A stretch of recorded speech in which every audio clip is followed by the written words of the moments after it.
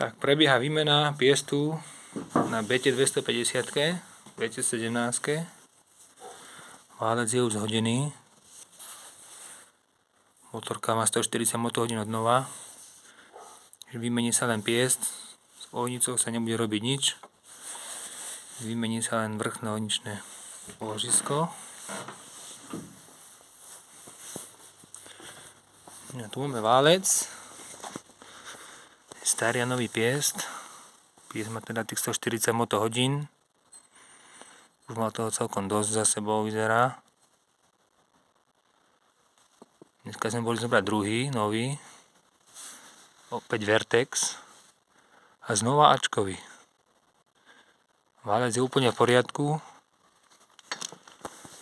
Ten sa iba trochu prečistil. Bol na kontrole. Takže je úplne v poriadku. Jedine, čo bolo trochu viacej zakarbonovaný válec prívera, tak je rozobratá aj prívera.